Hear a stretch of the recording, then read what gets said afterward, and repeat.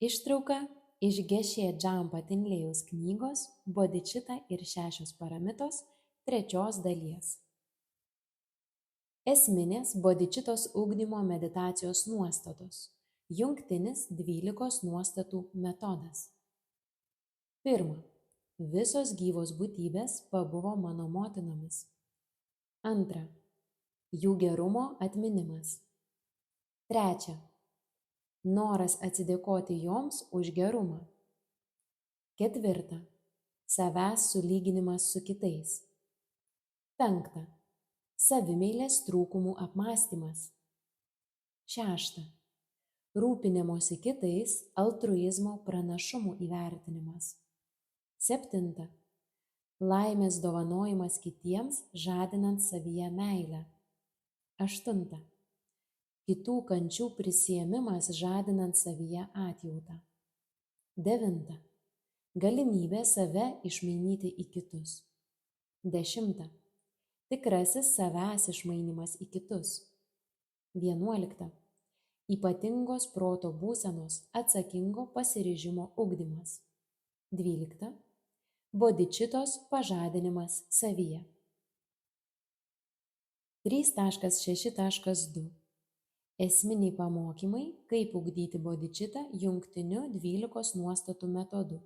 1-3 nuostatos. 6 iš šių nuostatų paaiškino Maitrėja Abhisamaja Lamkaroje, kai kurias nuostatas paaiškino Šantideva Bodičarja avataroje, o kai kurios aiškinamos Lodžongi. Visi bodičitos lobiai buvo surinkti ir glaustai išdėstyti tam tikra seka, kurioje nė viena nuostata neprieštarauja kitoms. Tai vadinama Ensapos linija. Jei šių nuostatų komentarų klausantis žmonės yra protingi, jie tikrai įvertins Lamos Tsongkhapos mokymą ir Ensapos liniją. Taip sakė mano mokytojas. Tai nėra naujas Ensapos sugalvotas mokymas. Tibete nebuvo sukurta jokių naujų budizmo mokymų. Ir Dže Tsongkhapa nesukūrė naujų mokymų. Tai esminiai pamokymai, kurie buvo perimti iš įvairių sutrų. Panašiai kaip žaliavos surenkamos iš įvairių šaltinių, norint paruošti sudėtingą patiekalą ir pateikti sistemingą formą, o mums belieka tik naudoti juos paruoštų pavidalu. Šiais laikais gauti tokius esminius pamokymus labai svarbu, nes mes esame tingūs ir neturime laiko studijuoti visų pagrindinių tekstų. Be to, mūsų proto potencija nėra itin geros kokybės. Todėl net skaitydami kokią nors sutrą nesugebame teisingai suprasti jos tikrosios prasmės. Lengvai galime klaidingai interpretuoti perskaitytą tekstą. Net jei suprantame perskaitytus pamokymus, mes nesugebame jų surikiuoti teisinga seka, kurios reikia medituojant. Šiuolaikinių žmonių supratimą apie mokymą galima palyginti su žvaigždžių skaičiavimu danguje, nesusijant jų tarpusavyje į konkrečią žinių sistemą. Dvasiniam vadovui padedant, galėsite daug greičiau suvokti esminę sutrų mokymo prasmę ir jums pavyks suprasti išsamų, vientisą Budos mokymą, taip, kad jūsų supratime neliks nė vieno prieštaringumo. Be to sugebėsite suvokti, jog kiekvienas Budos pamokymas yra skirtas medituoti. Ir neliks klaidingos nuomonės, neva vieni budizmo mokymai yra aukšti, naudingi, reikalingi, o kiti ne. Jūs suvoksite, kad visas Budos žodis, kiekvienas jo mokymas yra skirtas tam, kad kiekvienas atskiras žmogus galėtų pasiekti Budos būseną. Tuomet žinosite, kaip medituoti teisinga seka. Tokie yra privalumai, kai mokymas gaunamas iš dvasinio vadovo. Priešingų atveju galite skaityti knygas apie dharmą, kad ir 10 metų. Ši informacija nepadės jums dvasiškai tobulėti. Jūsų užsiėmimai yra tarsi kitų žmonių pasiekimų aptarimai. Jūsų padėtį galima palyginti su žmogaus, kuris išsamei aptarinėja įvairiuose prekybos centruose parduodamų prekių kokybę. Netgi su kuo nors ginčijasi dėl šių prekių kainų ir kokybės, nors pats iš tikrųjų jų neperka ir negali nusipirkti. Todėl ginčas tampa beprasmis. Jei pradedate tokius disputus, tai veltui gaištate laiką. Tačiau disputuoti būtina. Su kuo disputuojate? Su savo klaidingu supratimu. Disputuodami paneigiate ne išorinio oponento nuomonę, o savo pačių paklydimus, neigiamą egocentrišką protą. Kai disputo metu pašalinate bent vieną mažą paklydimą, jo vietą užima viena nedidelė išmintis. Mokymuose apie bodhicittą sakoma, jei mylėsite kitus labiau už save, rūpinsitės kitais labiau nei savimi, jūs pasieksite tobulą laimę. Bet kasdieniai sąmoniai tai nėra akivaizdu. Tai netelpa į mūsų įprastinių pažiūrų rėmus. Todėl šią tiesą medituotojas turi pagrįsti filosofinėme lygmenyje, išsiaiškinti, kodėl taip yra. Mano mokytojas, aiškindamas man bodhicittą, neakcentavo labai emocingų dalykų. Ne, jis su mumis, savo mokiniais, vesdavo loginius disputus apie įvairius šio mokymo aspektus, nes pradėjus susipažinti su mokymu, emocionalumas stato kliūtis, vėliau temdo jūsų akis, protą ir todėl galite padaryti daug neteisingų išvadų. Pasitelkęs emocijas, aš galiu lengvai priversti jūs išgyventi bodhicittos būseną. Tačiau ši nušvitusi būsena labai lengvai iš jūsų sąmonės išnyks. Pirmoji nuostata. Visos gyvos būtybės pabuvo mano motinomis. Taigi, pirmiausia, turėsite visas gyvas būtybės pripažinti kaip savo motinas. Ar įmanoma, kad visos gyvos būtybės buvo mūsų motinomis? Juk jūs neprisimenate savo ankstesnių gyvenimų. Analitinės meditacijos metu savęs klausite, kaip galėčiau įsitikinti, jog tai tikras faktas, o ne vaizdingas pramanas, kad visos gyvos būtybės pabuvo mano motinomis. Kiekvienas iš jūsų turite teisę užduoti šį klausimą. Tai vienas iš labai svarbių ir sudėtingų dalykų. Ir aš jums jau aiškinau šią nuostatą, kokiu būdu visos gyvos būtybės yra jūsų motinos. Remdamasis Dharmakirčio logikos traktatu, vadinamu Pramanavartika. Jums nereikia visą laiką giliai ir kruopščiai medituoti šios nuostatos, kartojant visas loginio disputo smulkmenas. Tačiau dar prieš pradėdami save įtikinėti, kad visos gyvos būtybės pabuvo jūsų motinomis, turite savo įrodyti, jog anksčiau gyvenote nesuskaičiuojama daugybę kartų. Ir jei jūsų protas nepripažins šio fakto, tai jums reikėtų disputuojant su savo negatyviuoju protu, pagrįstai jam įrodyti, kad jūsų ankstesni gyvenimai dėl vienos ar kitos priežasties egzistavo. Paklauskite savo proto. Kodėl manai, jog ankstesnieji gyvenimai neegzistavo? Jis tikriausiai atsakys, aš jų neprisimenu, bet tai nelogiškas atsakymas, todėl jūs lengvai galite jam atsakyti taip. Jei taip, tai tavęs tavo motina nepagimdė, nes neprisimeni savo gimimo fakto. O jeigu jūsų vidinis oponentas sakys, ankstesnieji gyvenimai neegzistuoja, nes aš jų nematau. Tada jūs atsakote, yra daug dalykų, kurių tu negali matyti. Tuomet į jūsų negatyvųjį protą įsismelks šiokia tokia abejonė. Jis nebebus tvirtai įsitikinęs, jog ankstesnių gyvenimų nebuvo. Jei dabar giliau pažvelgsime į savo proto būseną, mes pajusime glūdinčią mintį, kad ankstesnių ir būsimų gyvenimų nėra, nors sakome kitaip, laikydami save budistais, mes tvirtiname, žinoma, ankstesni gyvenimai buvo ir būsimi gyvenimai bus. Tačiau dabartinės mūsų pasaulėjautos gelmėje mes nesame tvirtai tuo įsitikinę.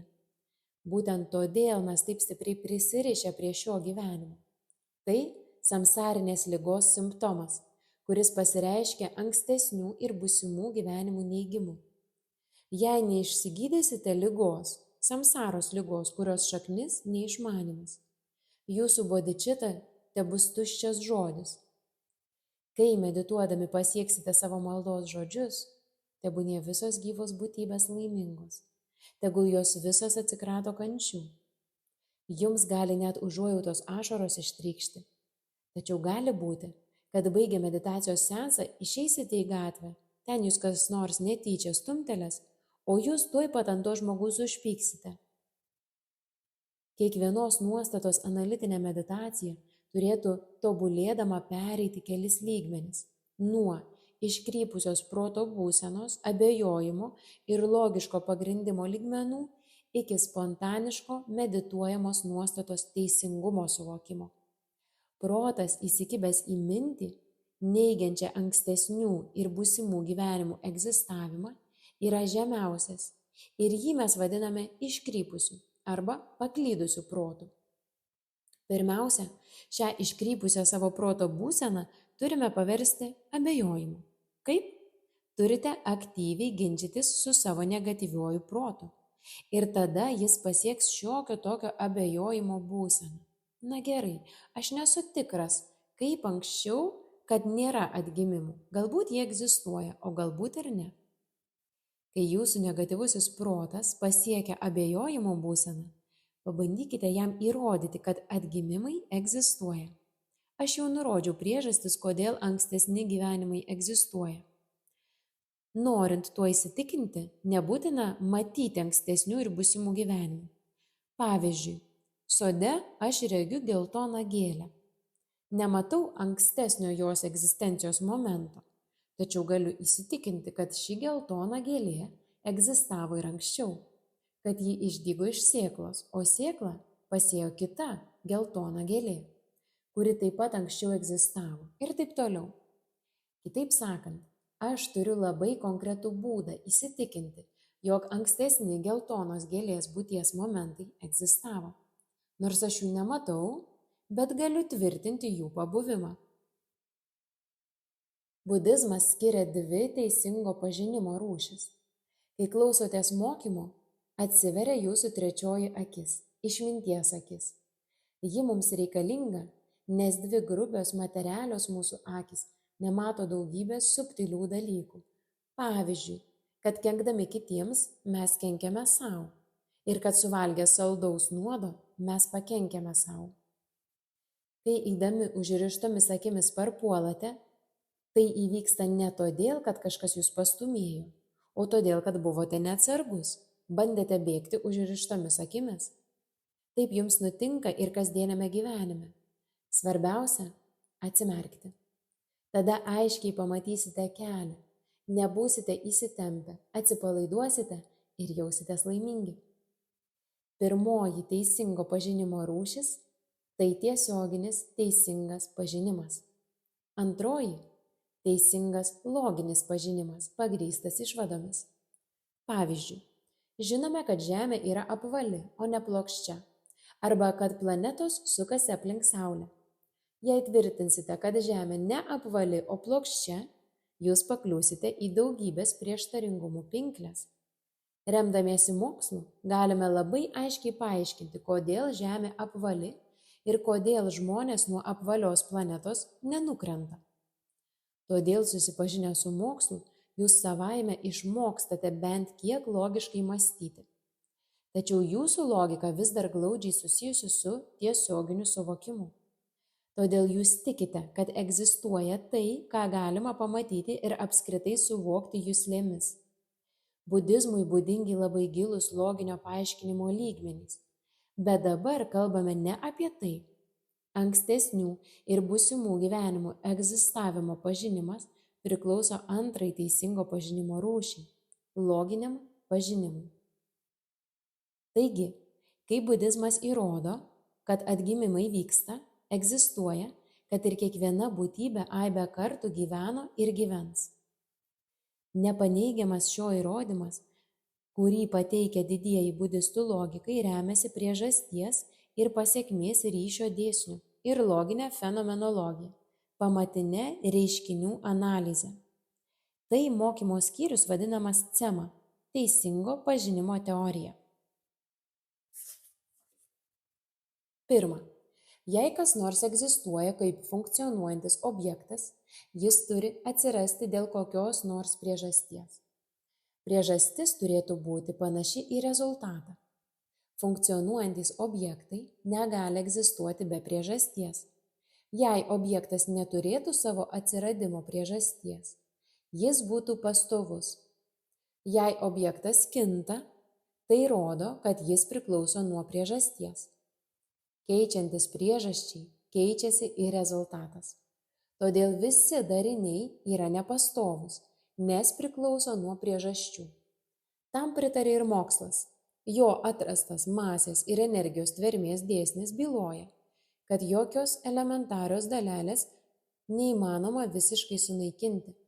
Tai yra, negalima nutraukti jos egzistencijos. Antra. Panagrinėkite pirmąjį sąmonės egzistavimo gimdoje momentą. Ši sąmonė, būdama funkcionuojantis objektas, turi atsirasti dėl kokios nors priežasties. Kokia tai priežastis? Tai tam tikras reiškinys, bet kuris teisingo pažinimo objektas vadinamas reiškiniu. Nereiškinys negali būti priežastis, nes jis neegzistuoja. Paprastai sakant, reiškiniai skirstomi į pastovius ir nepastovius.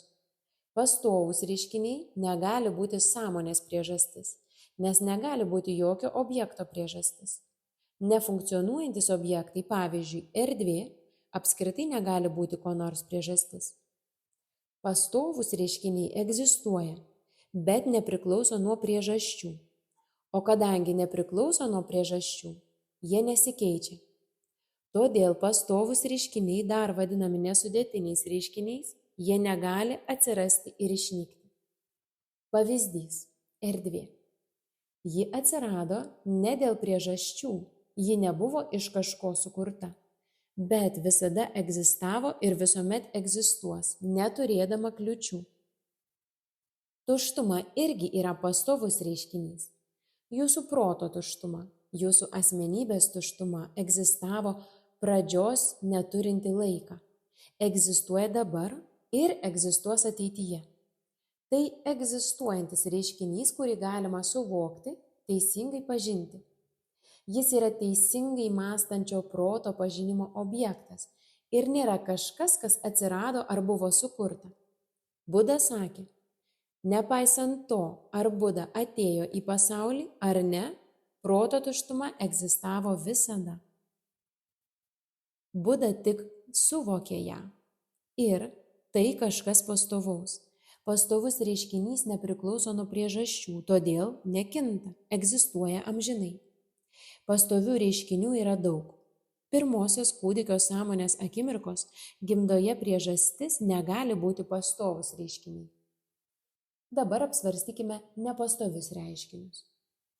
Pagal apibrėžimą nepastoviu vadinamas reiškinys atsirandantis dėl priežasčių.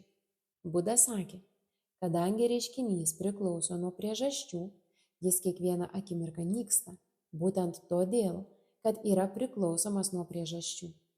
Sudėtinis, atsirandantis, kylantis ir nepastovus šiuo atveju yra sinonimai. Bet kurio objekto egzistavimo priežastis, lemianti pirmąją šio objekto egzistavimo akimirką, tuo pačiu metu yra šio objekto nykimo priežastis. Todėl nuo pat pirmos savo egzistavimo akimirkos reiškinys nyksta, kiekvieną akimirką keičiasi. Tai subtilus nepastovumas, sudėtinio ir nepastovaus esmė ta pati. Buda dar sakė, kad reiškiniai turi 3 egzistavimo periodus. Pirmas – susikūrimo arba atsiradimo. Antras – egzistavimo arba buvimo. Trečias – sunykimo. Jei pirmoji reiškinio atsiradimo akimirka jau yra jo sunykimo pradžia, tai kokia prasmė atskirti šiuos 3 laikotarpius? Faktas tas, kad vienas ir kitas teiginys turi savo pagrindą, jie susiję su reiškinių egzistavimo aiškinimu skirtingais požiūriais. Nepastovumo požiūriu, bet kuris reiškinys nuo pirmosios jo egzistavimo akimirkos nyksta, nuolat keičiasi.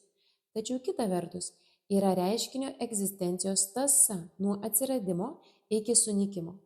Reiškinio egzistavimas arba buvimas priklauso nuo ankstesnio ir būsimo momentų, o tai visiškai nereiškia, kad egzistavimas yra pastovus. Buvimas savaime yra nepastovus. Nepastovus reiškinys egzistuoja, tačiau jo egzistavimas arba buvimas yra nepastovus. Jei nesuprasite reiškinių tęstinumo, jums gali kilti sunkumų loginių disputų metu. Būtina suprasti ir reiškinių nepastovumą, ir tęstinumą. Apsvarstykite šias temas su draugais. Kai mokiausi universitete, aš analizuodavau šį klausimą apie atgimimų egzistavimą, apie sąmonės priežastis ir todėl tapau budistu. Iš tikrųjų susidomėjau dharma. Jei pažinties su dharma pradžioje būčiau sutikęs mokytoją, kuris būtų daręs man įtaką tik emociniais metodais, aš nebūčiau tapęs budistu. Deja, šiandien yra daug mokytojų, kurie veikdami žmonės emociškai bando, kabutėse, išplauti smegenis ir manipuliuoti jų sąmonę. Nepastovūs reiškiniai skirstomi į 3 rūšis – formą, sąmonę ir nesudėtinius veiksnius. Kas yra nesudėtiniai veiksniai? Mokslas nieko nežino apie tokius reiškinius. Pagal budistinį apibrėžimą, nesudėtinis veiksnys yra tai, kas atsiranda dėl tam tikrų priežasčių, bet nėra nei forma, nei sąmonė. Tokių reiškinių yra daug. Pavyzdžiui, laikas, asmenybė, žmogaus ego, aš, taip pat yra nesudėtinis veiksnys. Nebūdami nei forma, nei sąmonė, nesudėtiniai veiksniai negali būti sąmonės priežastis, nes pagal priežasties ir pasekmės ryšio dėsnį, sąmonės priežastis turi būti kažkiek į ją panaši. Taigi, motinos įsčiose užgimusio kūdikio, embriono, galimų priežasčių paieškos loginis ratas susiaurėja iki formos ir sąmonės. Arba forma, arba sąmonė yra ieškoma priežastis. Dabar jūs turite savo įrodyti, kad sąmonės priežastis nėra forma. Kalbama apie kūdikio sąmonės materialią priežastį, nes forma yra būdinga būtent materijai. Formos kategorijai priskiriami reiškiniai skirstomi į 5 rūšis. Pirma, reiškiniai, kurie yra regos sąmonės objektas, pavidalas ir spalva. Bet koks sudėtinis reiškinys, turintis pavidalą ir spalvą, yra regos sąmonės objektas. Budizme kalbama apie 4 pagrindinės spalvas – mėlyną, geltoną, raudoną, baltą ir 8 antrinės. Praktikoje susijusi su siddhi dvasinėmis galiomis, balta spalva simbolizuoja taiką, ramybę, geltona spalva – didėjimą, gausėjimą, augimą, raudona spalva – galimybę ir galybę, o mėlyna spalva simbolizuoja niršiąsias siddhi. Antrinės spalvos atsiranda iš 4 pagrindinių spalvų. Iš 4 siddhi kyla daugybė kitų. Norint išsamiau susipažinti su budizmo mokymu apie formas, reikia pasidomėti pirminių elementų teorija.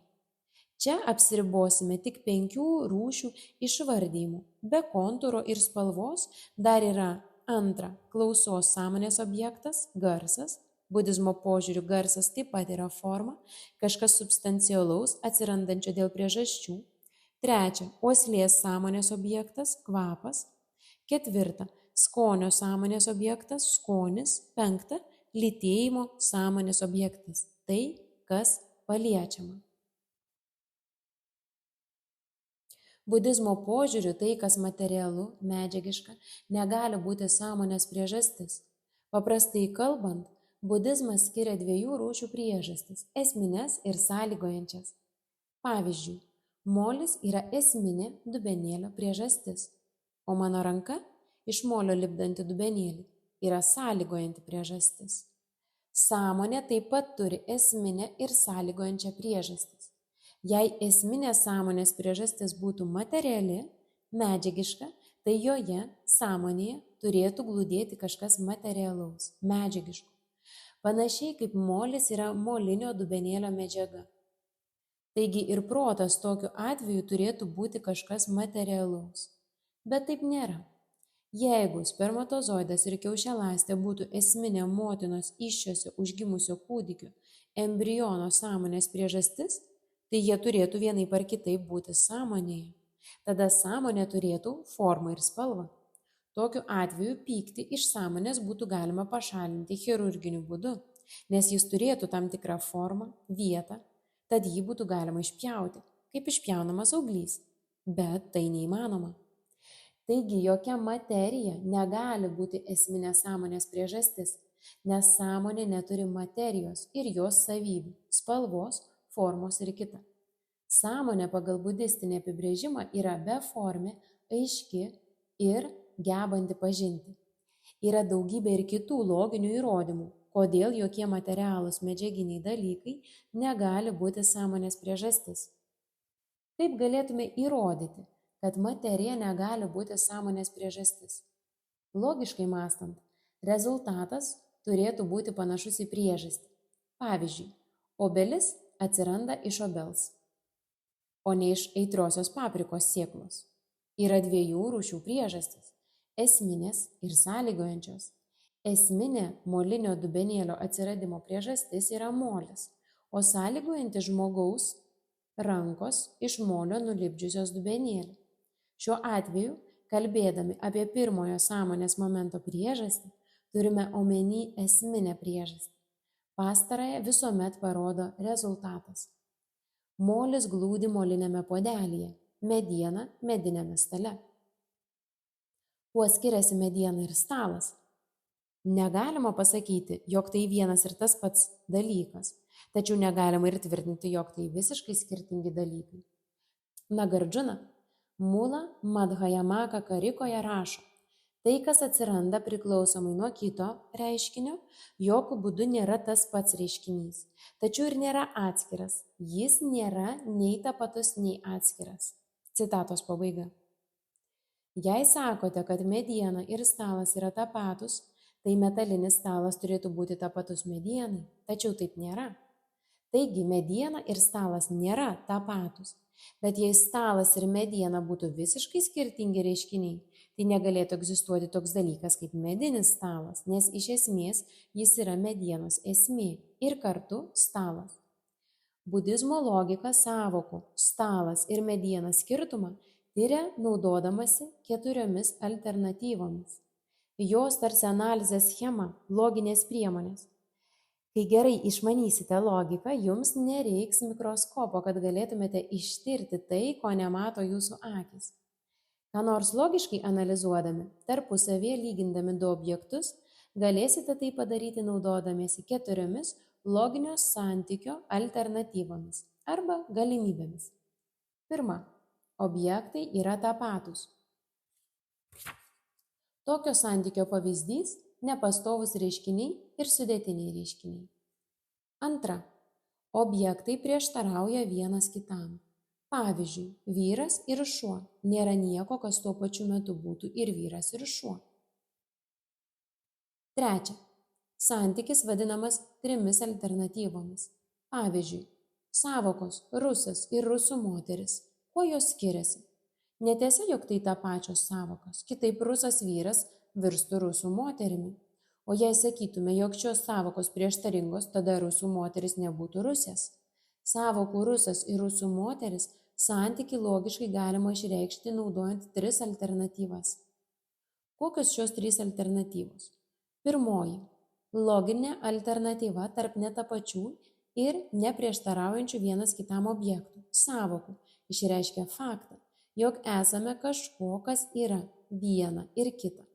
Šiuo atveju rusas ir rusų moteris, pavyzdžiui, Maja, ji yra ir rusė, ir rusų moteris. Antroji loginė alternatyva tarp netapačių ir neprieštaraujančių vienas kitam objektų, sąvokų. Naudojant tą pavyzdį, rusas ir rusų moteris išreiškia faktą, jog egzistuoja kažkas, kas yra rusas, bet nėra rusų moteris. Pavyzdžiui, Sergejus. Jis rusas, bet ne rusų moteris. Trečioji loginė alternatyva išreiškia tai, kad egzistuoja kažkas, kas nėra nei vienas, nei kitas, nei rusas, nei rusų moteris. Pavyzdžiui, bet kuris amerikietis, jis nėra nei rusas, nei rusų moteris. Taigi, sąvokų rusas ir rusė moteris santykis išreiškiamas 3 loginiais būdais. Jei kas nors jūsų paklaustų, kuo skiriasi rusas ir rusų moteris, turėtumėte iškart atsakyti. Galimos 3 alternatyvos. Dabar apsvarstykime medienos ir stalo santykį. Tai nėra tapatumo santykis. Priešingu atveju reiktų pripažinti, kad plieninis stalas yra medinis. Tai nėra ir prieštaringumo santykis. Kitaip turėtume pripažinti, kad medinis stalas nėra medinis. 3 alternatyvos.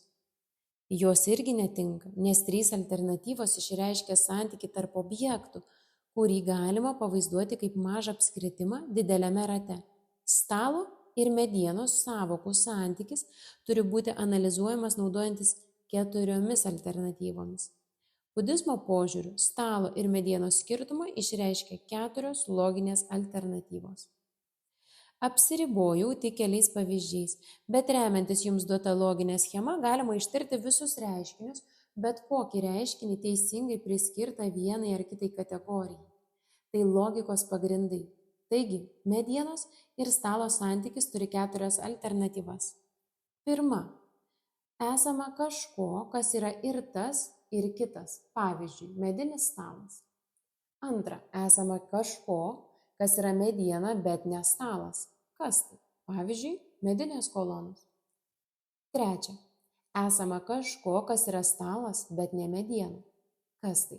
Pavyzdžiui, metalinis stalas. Ketvirta. Esama kažko, kas nėra nei stalas, nei mediena. Kas tai? Pavyzdžiui, žmogus. Atliekant tokią analizę, viskas turi būti labai logiška. Tokio analizės gebėjimo lavinimas padeda atsiverti trečiajai akiai, įžvalgios išminties akiai, galinčiai įžvelgti subtilius dalykus, kurių negalima pamatyti, taip pat suvokti priežasties ir pasekmės ryšių. Šie logikos pamokymai yra atgimimų egzistavimo įrodymo pagrindas. Toks išsamus mokymas yra nepaprastai svarbus tuštumos supratimui. Nuostatos visos gyvos būtybės pabuvo mano motinomis, meditacija neapsiriboja paprastu žodžių kartojimu užsimerkus. Taip, visos gyvos būtybės pabuvo mano motinomis. Taip, jos visos man buvo labai geros. Aš privalau jas mylėti. Žodžių, nuo kurių pradedate verkti. Praleidę mėnesį tokiame atsiskyrime, pagalvosite, kokia naudinga man buvo meditacija, jaučiuosi visiškai pasikeitęs. Tačiau tokia meditacija yra emocionaliai paviršutiniška, o jos rezultatai laikini, kaip ir užrašas ant vandens. Tikroji meditacija nėra tokia. Kai atlikus gilią analizę jūsų širdyje atsiras įsitikinimas medituotų nuostatų teisingumu, jis bus nepajudinamas, kaip akmenyje iškaltos raidės. Įgarsino Mahajana akademija.